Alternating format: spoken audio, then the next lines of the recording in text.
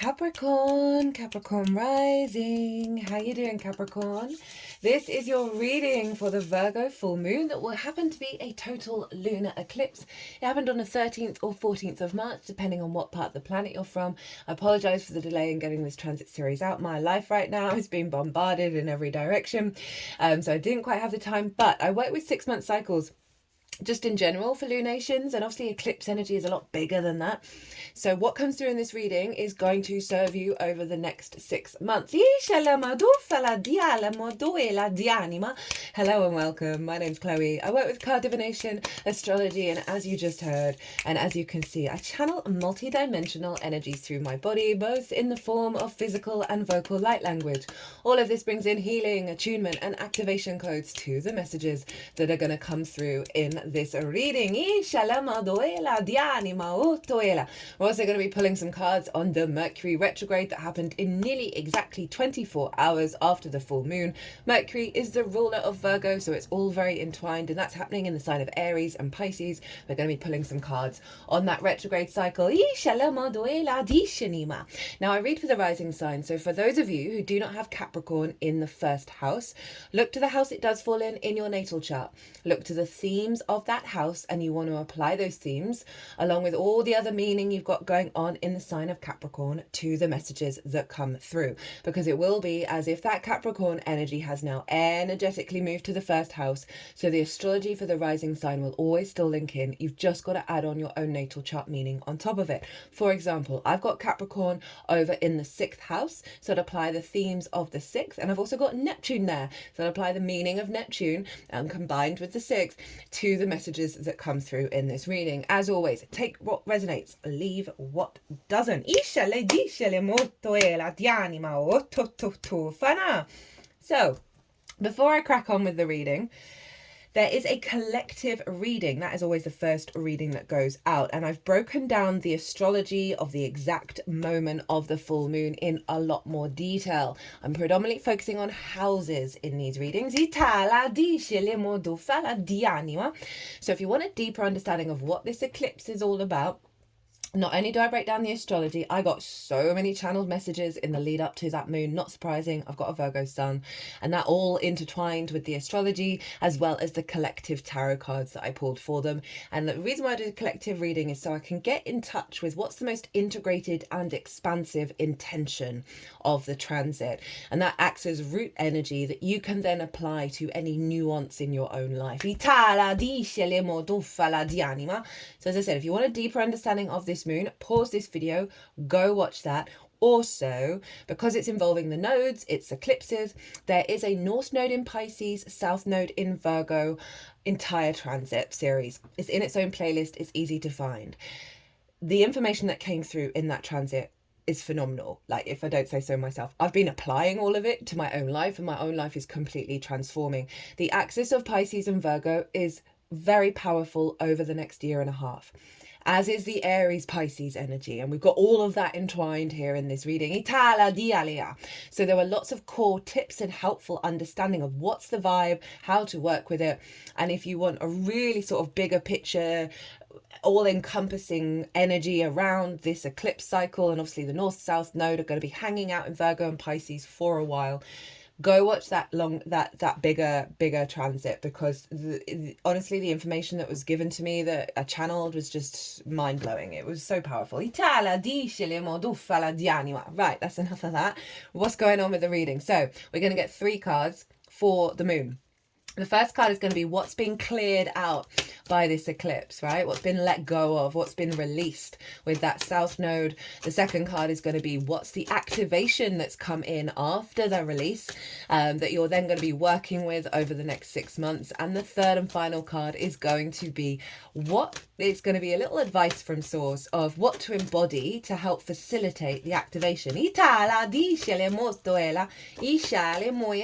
also get the card at the bottom of the deck as well as the root underlying energy. So where was this happening for you, Capricorn? Well, it was in a fellow earth sign, up in your 9th house of perspectives. That's the key word for the 9th. It's the house of the gods. It's your morals, your ethics, your philosophies, your connection to book religion, source, nature, science, all of those matrices that are bigger than you, that you know you're a part of and you're figuring yourself in them. Are you even attached to them? What matrix do you want to be attached to? Matrix isn't a bad word, by the way. It just represents a grid work of interconnectedness. And so this is about mastering of things and share and teaching, because it's about sharing your perspectives. We're not here to change people's minds. That's entirely up to them, but we are here to share. And so the information's out there, or the skills and the qualities are out there. It's also about going and living somewhere for a longish period of time in order to broaden your perspective. Now that is often linked into foreign travel, but say you haven't left your city for the last 6 months. That 9th house then turns into you going to another city or even borough, right? So it's all relative to your current frequency and what you're up to. So South Node, full moon, total lunar eclipse in your 9th house. That was a pretty wild one. There's no getting around it.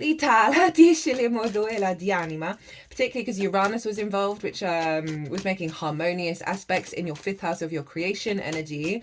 But Uranus is a very high octane energy. It's very sudden. It's very big shifts. It's very electric in its nature. And in the sign of Taurus, combined with an eclipse with Virgo, which rules the gut, you may have noticed your nervous system get dysregulated by something big that came up around the eclipse. That might not be for everyone, but that's definitely a theme. And this could be, right, so old perspectives that you think are yours that aren't yours, old perspectives that you think you've worked through, but there's still something really deep rooted within you that needed to come to the surface. Uranus is the great liberator. It was bringing all of that out through the body in order for it to be released. I can see this as a big survival perspective, right? A mechanism around fear and scarcity coming to the surface that got activated through your creation energy or the lack thereof, or the desire to step into your creation energy, your joy, your love, your pleasure. That's where Uranus is over in the 5th house.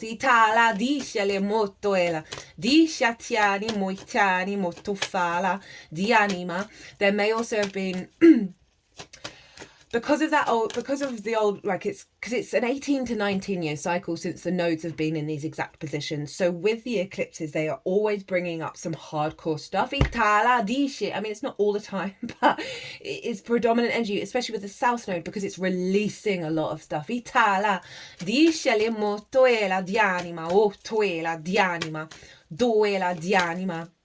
And so there may be some old habits around your creation energy. It's also linked into love, that have distorted your perspective and the way that you understand things at a higher level, that may have come up there. Some old programming may have cropped up. But overall, Uranus is getting you to connect to your perspectives via the act of love, via the act of creativity, joy and pleasure. And that can be really dysregulating to the survival mechanisms that are within you.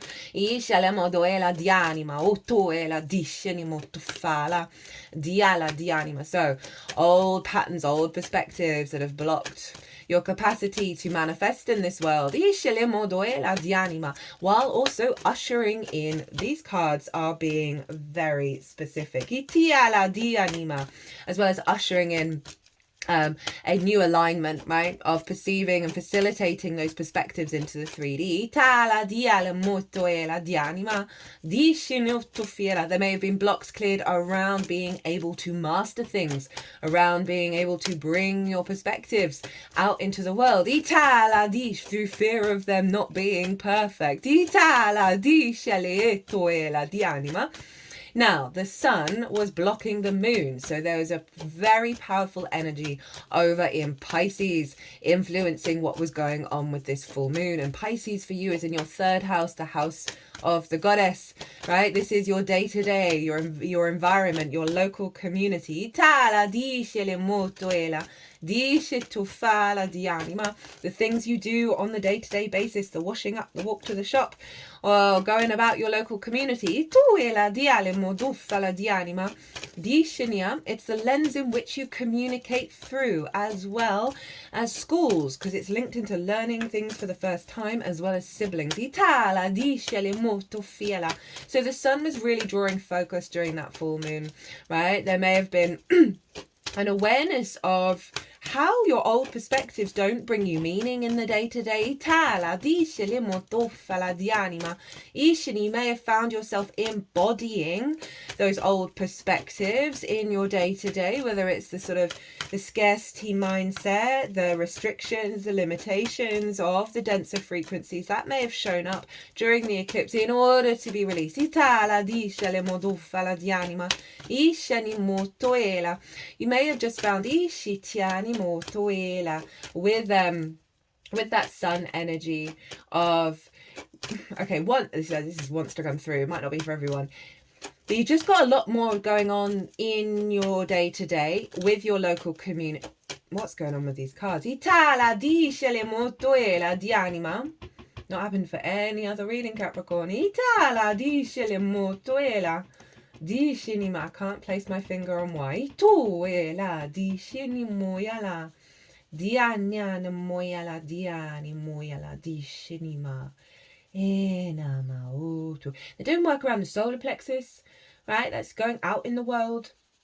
Itala, it's the actions, it's the sort of not the ego, but the self that wants to do and be. Itala dialiani moyana. Di shatufala dianima. Diala modoela di shinima. Dianima. Oh, there we go. Diali motoela. Diali moyana di shanima. Dianima. Oh, where are you wanting to go? Itala di shile motufala. That came genuinely very flying out. Itufala dianima. Ianima. I just feel like there's some blocks going on, Capricorn. I haven't felt this in any of the other readings.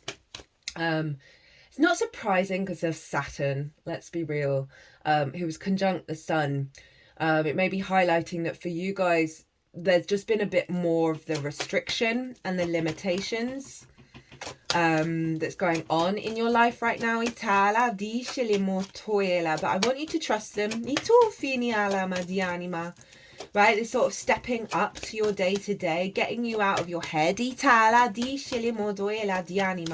like the many plans of the long term. That Sun and Saturn over in the third can really sort of pull you into the present moment. How are you finding joy? How are you finding meaning? How are you connecting in a flow state rather than a planned state? Otoela di shinimo tufala. Iania duela diatuma. Di shiniela modufala di anima. Okay.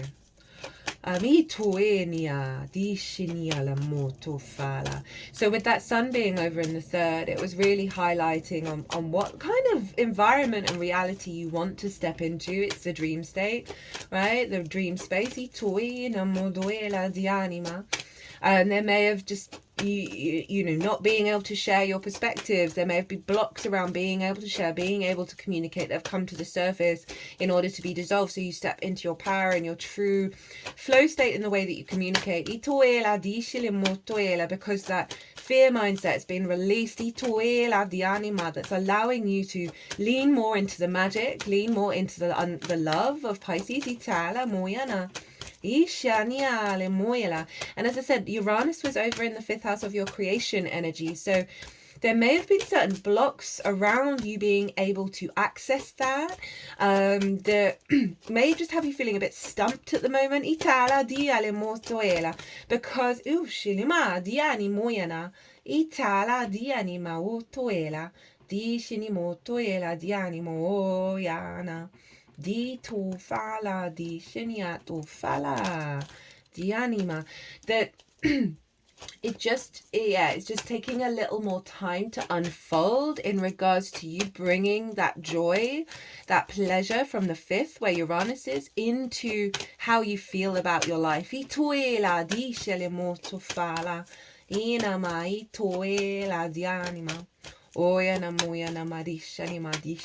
like you're letting go of something so fundamental in your vessel, in your body, because all the earth signs are being activated with you, Capricorn, right? There's just this deep-rooted shift that's going on that sort of stops you in your tracks a little bit.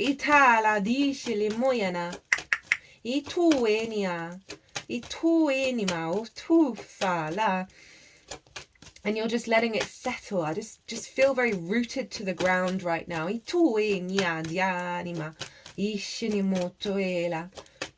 let's get this last card out.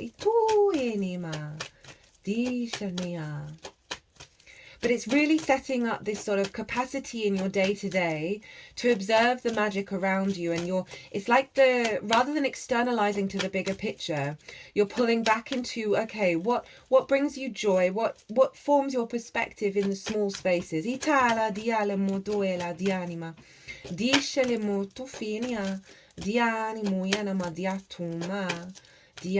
said, I think the 3rd house is the gateway to enlightenment. Ooh, yeah, this deck is just like Diana Moyana.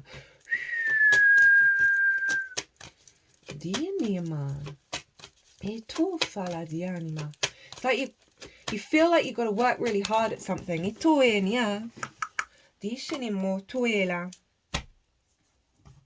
Oh, there's a card on the floor. Bear with me. So you got a bonus card, Capricorn. So I asked for clarification on the block, and we got the King of Pentacles in reverse, which is one of your cards, Capricorn. That something really radical is happening, and you don't quite know yourself. Or there's something. There's a pathway that's blocking action in the way that's bringing about abundance because of the level of the impact of what's happened is recalibrating you on a level that is beyond your comprehension, and so the mountain's gone still. Let me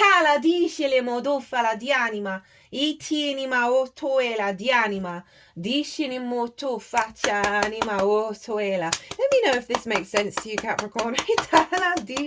Honestly, I haven't felt an energy like this in any of the readings so far. It's like it's the integration process. It's because you're the mountain, right? There's the change that's happened is that mountain's just like, whoa. I don't like I'm saying the same thing at least a couple of times now. Yeah, just into the integration into this. I think Uranus has given you such a shock to your system. Might not be conscious. Because Capricorn, you work really damn hard, right? And that Uranian energy over in the sign of Taurus genuinely feels like it's helping you get more into that space, and see that as a matrix that you want to attach to. But I think there's a fundamental part of yourself that is like that's so congruent to what you expect to be. Right, okay, I'm gonna leave it there and crack on with the tarot. But the energy seems to be getting on board with this.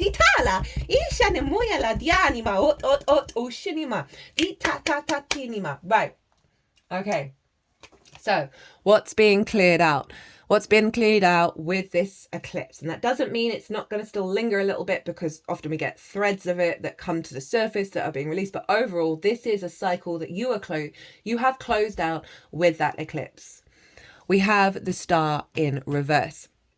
Now the star, this is Aquarius. And before I go into that, let's just talk about the star card itself.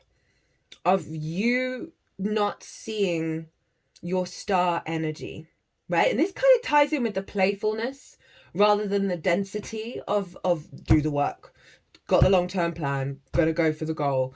This, because there's galactic energy, there's star energy and earth energy combined. It's like there's been a block around the lightness of being, the more of the faster frequencies which are able to process more information, this just awareness of your star being, the awareness of the needing to have not just one focus. Itala dice le modoela di anima, dice li tufala di anima. The star is all about hoping and dreaming, wishing upon a star. It comes after the tower, after things have fallen down. But this is in reverse. There's a block around the acknowledgement of your multifaceted nature. So I'm feeling like that mountain energy just doesn't want to move. It does, but it just takes its time. Itala dice le modoela di anima, ishitiani moya la dia. And Aquarius for you is in your second house of your skills and your tools and your resources and how you manifest in the 3D realm, and most importantly, how you value yourself. So I feel like there's a real fundamental shift around the block of truly valuing yourself and your skills and your tools at a higher level, right? So there may have been difficulties around this eclipse of not being seen, right, of your perspective or your understanding not being clear, and that really shifted you into an awareness of you see yourself, but that Uranian energy is very galactic in nature. It is often linked into Aquarius by modern astrology. I don't personally use it as the ruler. Saturn is, but it is sort of bringing in that very quick upgrades, quick downloads, quick integration. And I don't mean in an unhealthy way, just the capacity to have a sense of movement, right? It's air, it's the collective air. So it's this real sense of stepping into a higher truth around your understanding of your perspective on this planet, right? A block around being able to fully embrace and connect to your galactic heritage, to your star energy, the multidimensional sphere. And that doesn't mean, you have to start channeling or anything, but that sort of that capacity for you to be a vessel for more than the practical rational. Itala dice la modoela di anima, di anima, di anima, o tuela dice tuena. Okay, so what's being activated? What's the most integrated and expansive intention of what this eclipse has brought down onto the planet that's then going to unfold over the next 6 months? We got the Leo card, we got the Strength card. So very interestingly enough, it's very much bringing in all the channeling that's come through. This is your higher self and your mammalian instinctive side. And look, we've got a massive mountain in the background that you are going through. This is why I felt this huge block. It's like you've gone into stasis and you're in shock because because there's a part of you that fundamentally understands the profound change that's going on right now. It's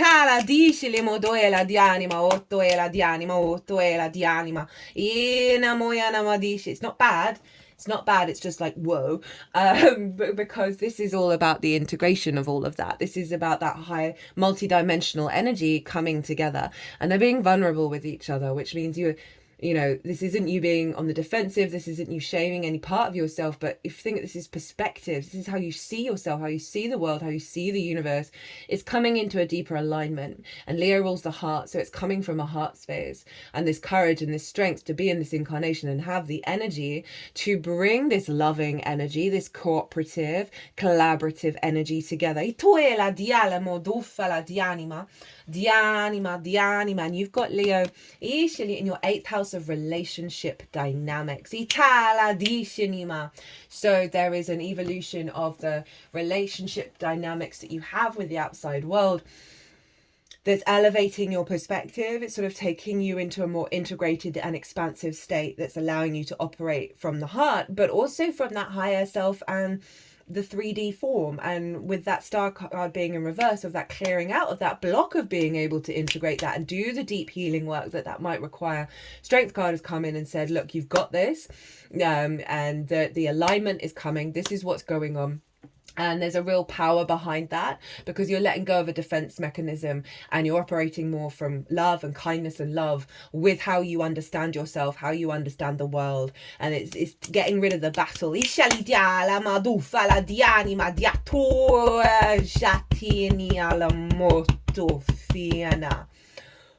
Right, so this is what to channel, and we got another card. I don't quite know what they want to do with that card yet. So this is what to embody, to help facilitate the strength card coming into being. And I love that. I love that Leo energy, that heart energy coming into the Virgo sphere of like Virgo will facilitate the heart, what the heart wants. So we've got the Seven of Cups. I mean, it's quite a magical card. For me, it's the channeling card. Lol. You got all these possibilities. Be in the dream state, right? Be in the dreamscape of all the possibilities rather than the finite materialist energy of Virgo. And that's what we're releasing in order for Virgo to be its boss. I wanted to swear there. Boss energy in how it creates in the 3D world, but they want you to do it from a place of magic, from a place of lots of different possibilities that are beyond your rational mindscape, of how you perceive the world. They want you to play more in the unknown. They want you to play more in your emotional body, in your sense of love, in your imagination, in your creativity. That what's unfolding here, you do not need to know all the answers. You do not need to know the end result. Just know that it feels like a big shift is going on, and allow yourself, right? Okay, you're obviously watching someone who tarots and channels. I channel, and astrology and all that stuff. I was going to say I channel in quite a weird way. It's just because I haven't really seen it in other channelers, but that doesn't mean that it's not there. It's not perfectly normal. Anyway, my point is I was going to say you might want to start engaging in content, books, ideas that are beyond the materialistic world, right? Or far out things about the materialistic world, just to open up space to this integration and this being in the upright, because the in the reverse is closed out, around how you're perceiving reality. Be open to what the universe is going to show you and guide you towards, of what somebody's saying to you, right? And allow more of that love, more of that play to come in. So we've got a card, that it's kind of here. It's embodiment and part of this. And we've got the Nine of Cups, right? So just, you know, what I was sort of saying, like, I don't feel like whatever that heaviness was, I don't feel like it's bad. It's just a bit of a shock to the system, because it's bringing in this. It's bringing in the Nine of Cups, which is this sense of internal gratitude and abundance, which is great for the ninth house of perspective, right? It felt like something really had to just sort of fall away in order to bring this through. So I want you to think about all the things in your life that you're grateful for. That's a great way of activating the Nine of Cups, of not focusing on the problem and focusing on the blessings. You know,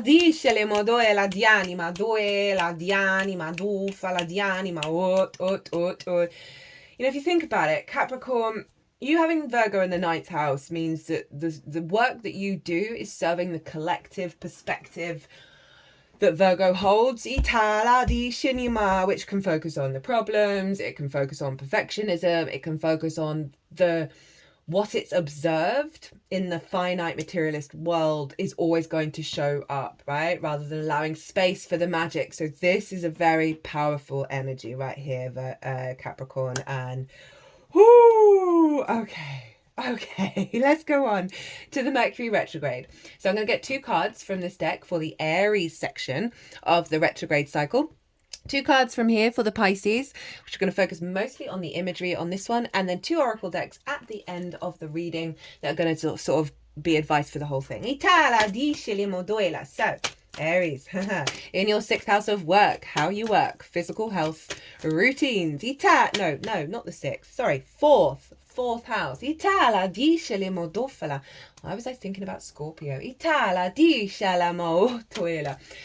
So, fourth house of your roots and your foundations, your ancestors, both blood and soul lineage, the roof over your head, the things you do in private, and your parental figures, right? It's both your figurative and literal foundations. So I like to envisage a tree in the natal chart, and at the bottom of the fourth is the root system.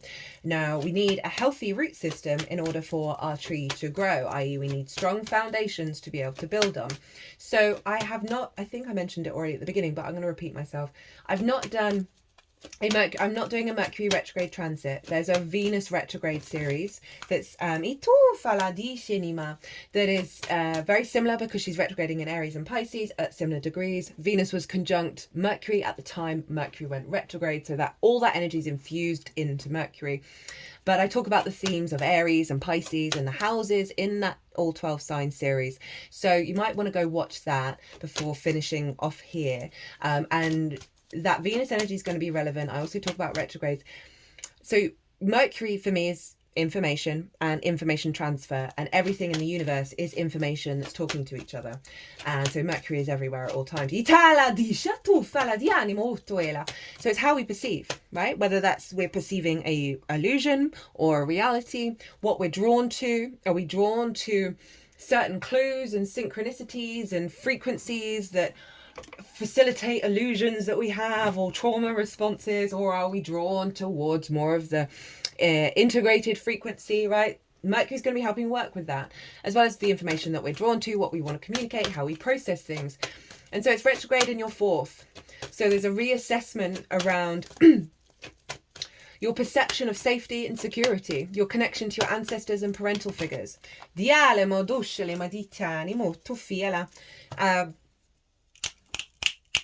It can involve really healthy conversations with the ancestors, with your parental figures, with whoever you live with. But you're not going to have all the answers. Trust in that. Allow yourself time to recalibrate your perspective of how secure you feel in the world, whether it's figurative or literal. You may have conversations with the people that you live with about the home, right? And what you want to do with it. Lots of downloads coming when you're at home. As I say, we've got a lot of trauma in the fourth. We've got not only the parental figures, but the ancestors. And boy, do we have a lot of density here. So really helping you reorientate back to the I am of you and how you perceive, not the conditioning. And bringing in a clarity around that, an instinct around that, you know, Aries is capable of going into any experience and enjoying the ride, right? In terms of I'm here, I'm present, I'm alive kind of vibe. And so I can really see it bring that kind of energy in of allowing that sort of warrior Aries energy to infuse in your home space.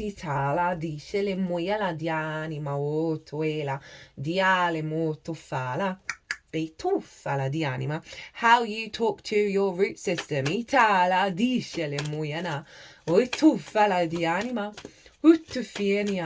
I said, lots of meditation during this period at home will be really great to help work through whatever's going on with Mercury. And remember, it was conjunct conjunct Venus, so this can bring in matters of the heart.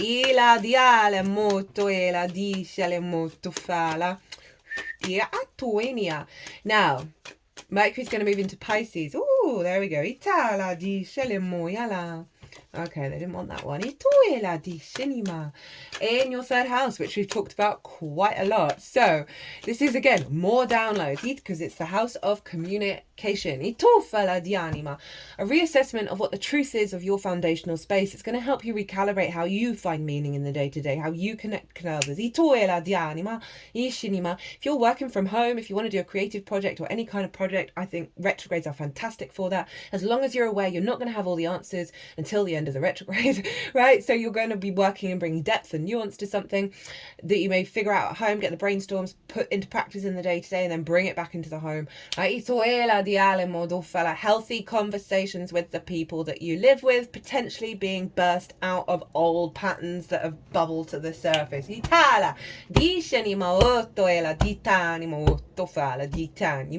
But overall, the main message with this in the 4th and the 3rd is a deepening of your connection to your root system that's allowing you to find more meaning in the day-to-day and speak from your true voice.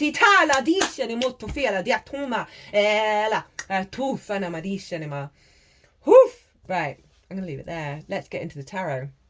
So, this is the most integrated and expansive intention of what's going on with Mercury in Aries. We've got the 2 of Wands in reverse. I like this because this is the intention of what it's trying to activate within you. That you are embarking on a new journey when it comes to your home, when it comes to how you feel safe and secure. Because in the upright, this figure is planning things out, right? Is getting the lay of the new landscape and trying to figure out who they are and what they want. And so the intention of the retrograde is getting you to a place of knowing it very firmly, knowing you're safe and secure, being able to go out in the world, go out in your life, knowing that you are grounded, you are stable. And I know that seems odd when this is in reverse, but it's you're not, you will be recalibrating that, you will be thinking about that during the retrograde, but the intention of the retrograde is to get you to a place where you can be in an upside down environment and still feel safe and still feel secure and still have an awareness that it is not going to dysregulate you, because your instinct, your knowledge of your root system, of how you build in this world, is not being shaken up, is not being broken up.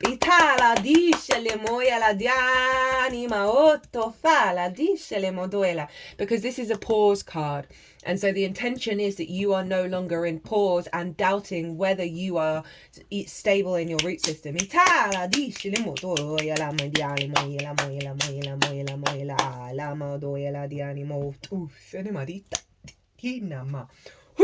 Right, how to work with it. What to amplify, what to embody in order to integrate that even more.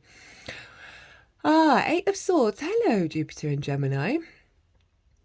Realize that this process, so this is the embodiment. I want you well, do what you want really. This card is asking, envisage that all your limiting beliefs have fallen away. Maybe have a mantra of that every day during the retrograde, that you know are no longer caged. Because it's not in the upright saying be aware of your limiting beliefs, be aware of the ideas and the constructs in your mind that have kept you caged and limited and not free to roam. It's in the reverse. So they want you to embody that they have fallen away, that you are free. Very Aries energy.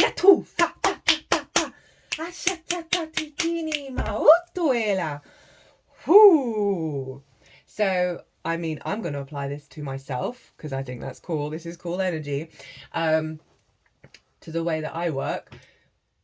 Yeah, just a mantra of the limiting beliefs are no longer there. I am free. I am free. I am free. I am free. I am free. I am stable. Yeah, I am free and stable. I am free and stable. I am free and stable. Free and stable. Free and stable. Free and stable. Free and stable. Free and stable.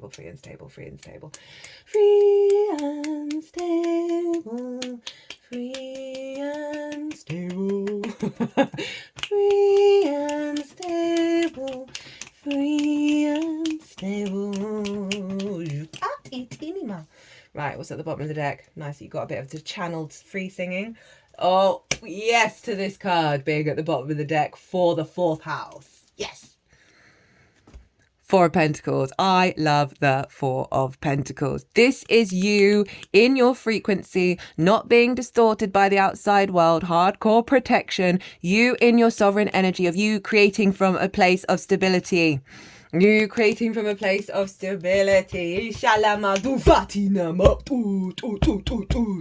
I read that card very differently to the traditional way, unless that message comes through, and that is not what's coming through now. What's coming through is the more masculine yang energy that I channel, which is all about protection and earth manifestation. They crack me up.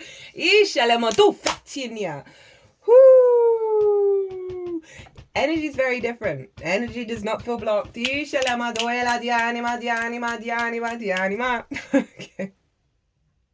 I don't think I really need to explain that card anymore. Let's bring it to a bit more calm and step out of the Aries energy and enter into Pisces. When I did the Venus retrograde series, it was part 1 was Aries and part 2 was Pisces. Vibe shift, huge vibe shift. So this is the most integrated and expansive intention of what Mercury is up to in your 3rd house of communication and your, house of the goddess, how you find meaning, your local community. What's the vibe that Mercury wants to integrate and expand for you? 6 of Wands. Okay, so more fire energy. The sense of victory. This sense of like this figure's coming back home and they're being, met by everyone around them with this sense of you did it. You did the damn thing, and it's interesting. It's got the home, but this figure is outside of it. So they've been out and about in their local community. And there's a crown, so we're representing sovereignty here. And I like that there's birds. That there's birds on this in terms of the messages that you're getting. You're going to be guided towards victory. But overall, there's this sense of feeling very confident in your local community, feeling very confident in how you're communicating with the birds. And it's coming from a very instinctive place because it's fire. And that's all I'm really getting with this one. This just seems very straightforward in terms of what you're learning in the 4th, you're bringing out into your day-to-day. And, the 6 of Wands, it is kind of, you've got to do certain things in order to get to the end result, right? Because it's the end of the journey where the job's been done, the job's been done well, and now you're being received. Now there's an element of acknowledgement. Itala di anima, but you still got to do the jobs, right? So there's something around your capacity to feel confident along the path and not just at the end result. Itala di shelemodoela di anima, di anima, di anima, di anima. And just being well received, whether that's what you've got to communicate, whether it's in your local community, but finding meaning in the day-to-day of like feeling really good and very confident and satisfied with the things that you do in the day-to-day of like doing the washing up, of just like, there's an element of feeling victorious, right? Right, what to embody? What to embody to help facilitate that 6 of Wands? Oh, hello, the 9 of Swords. Let's look at the image because that's what we're focusing on mostly. Letting go of a lot of old pain. But you're protected, but you're cocooned. And it's like there's a period of time where you've got to figure out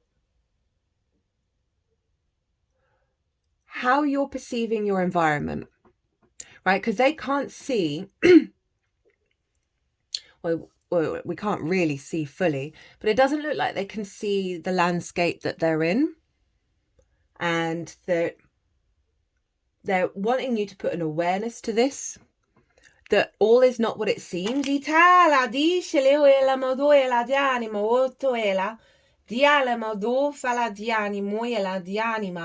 we've got this body of water and we've got the trees and it's a beautiful, very calm landscape.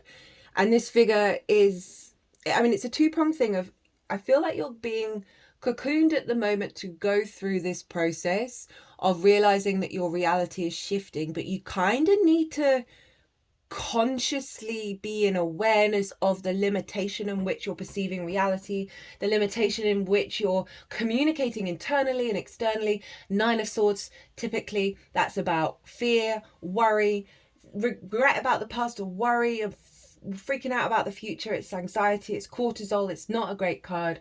It gets us out of being present in the moment. So there's an element of something around here that you're going through a cocoon stage with this Mercury retrograde to heal from that.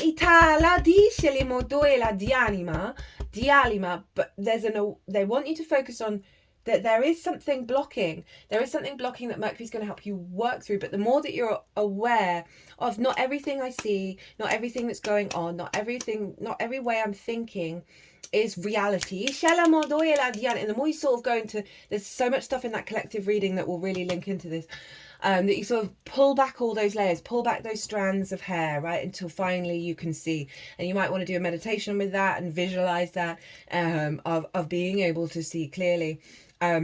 And this might be part of like the sort of the task that you've got to do, the sort of going through those stages of working through that. And it ties in with the survival mechanism from the 4th as well, of like worrying about all the jobs that you've got to do, worrying about all the things, all the responsibility, how you interpreted, how people are understanding you, and that insecurity and that worry going on, that they're wanting you to put a focus on that and how it's not your reality. Oh, interesting.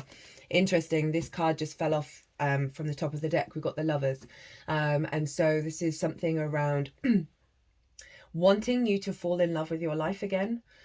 This is also Gemini. Gemini's over in your 6th house of work, of how you work. So there's a realignment in the mind of how you're perceiving the way that you work and put it into practice, and being the adult in the room that may cause that grief in the day-to-day and the way that you're communicating, and then wanting to fall back in love with yourself again and be kind and loving and nurturing to yourself in this space. Perhaps work is overloading you. That's causing restrictions for certain other things. But I would carve out a little bit of time to sort of be aware that you're stepping through the veil. We've got the Knight of Swords at the bottom of the deck. So right, this is, I feel like, is advice. Okay, they just said no and told me to cut the deck. And we got the Death card. So you're going through a very transform and judgment underneath. You're letting go of this 9 of Swords. And I think they just want you to really know that that's happening.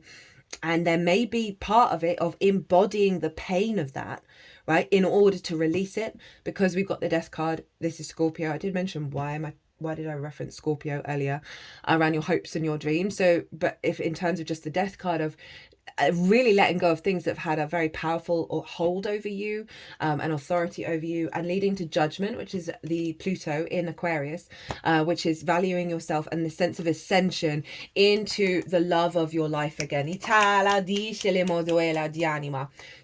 Knight of Swords. You see this figure? It's got a little bird in its hand.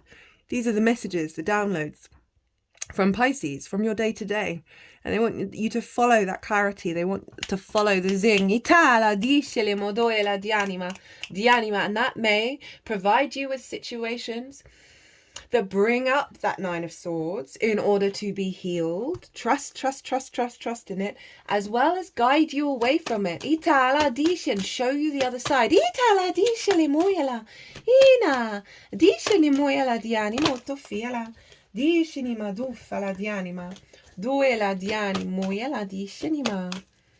Because the background of that Knight of Swords looks like the ocean, even though it's mountains. So there's something about your Capricorn energy and Pisces dissolving together. And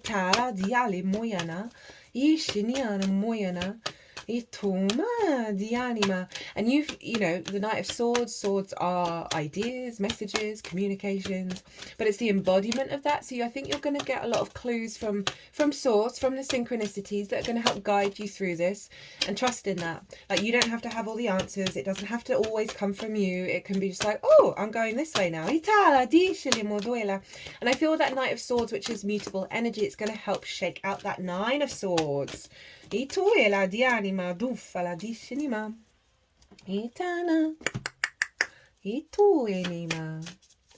in terms of like the root energy of of the intention, which was the 6 of Wands, that there is just an ease of flow in your day-to-day.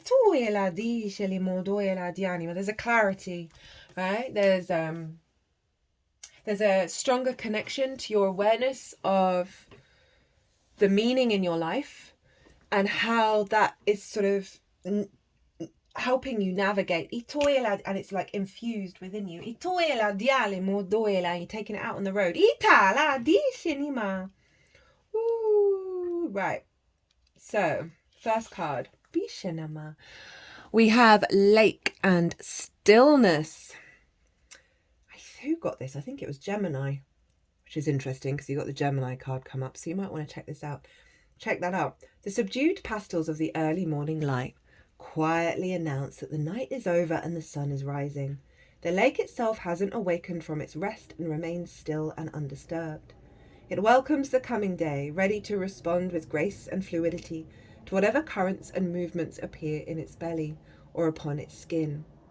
The surrounding vegetation thrives from the abundant water near the shoreline, and the unoccupied boat lies in wait for the next passage. I just had something coming about this card, right? If we strip out the Nine of Swords and we think about the third house of your day-to-day in your local community, it might be telling you to get into nature a little bit more. To really go inward and figure out who on earth are you.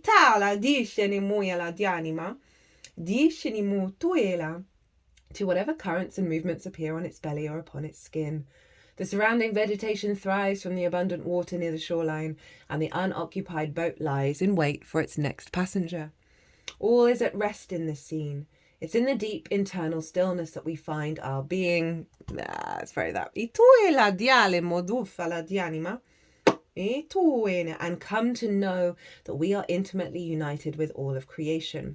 To achieve this mindset, we must slow down once in a while and get away from the surroundings that interfere and distract our inner tranquility.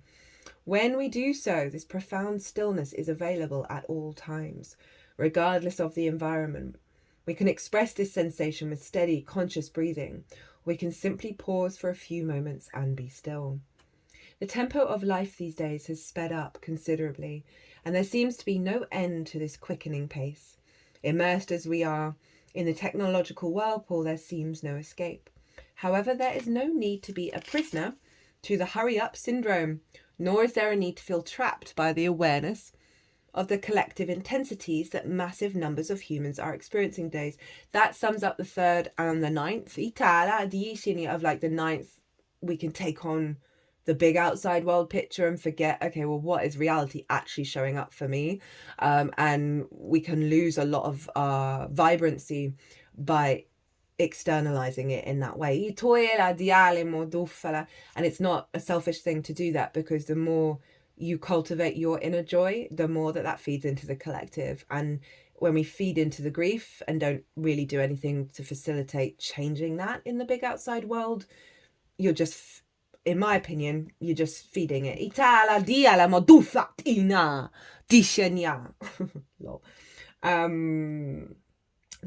is there a need to feel trapped by the awareness of the collective intensities that massive numbers of humans are experiencing these days. No matter if the noise is from your environment or your seemingly non-stop thinking, it is critical for you to seek stillness. Find it in your world, whether it's a special place in your home or a place in nature that is far from human-made noise. Of particular importance is finding it inside yourself, which can be made easier by being in a quiet place in a natural setting. Lol. Doing so not only relaxes your mind, but also heightens your awareness and senses, which then takes us into this. In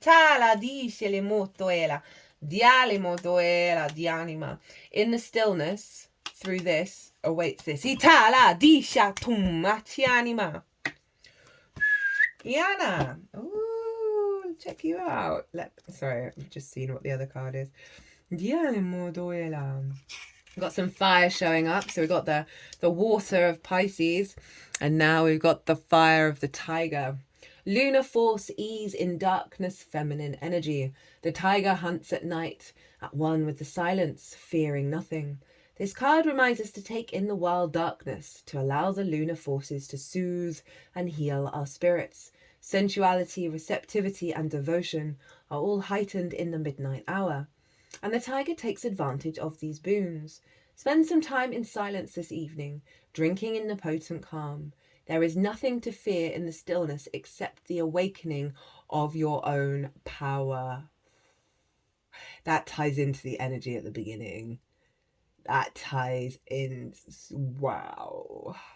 When in balance, passionate, strong, sensual. When out of balance, overstimulated. To bring into balance, traka, candle gazing. And that reminds me, I've been saying for a lot of the signs, in terms of the Aries energy with Mercury, if you're in that wormhole, right? If you're in that brain, imagine a single flame, the Aries energy, in your mind's eye, and feed that spiral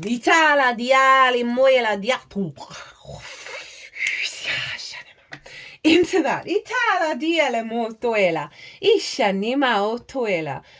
I mean, Capricorn, that was probably one of the wildest readings that I've done for a while. That was pretty cool. You are uncovering something so rooted in the truth of what you actually are and not the illusions.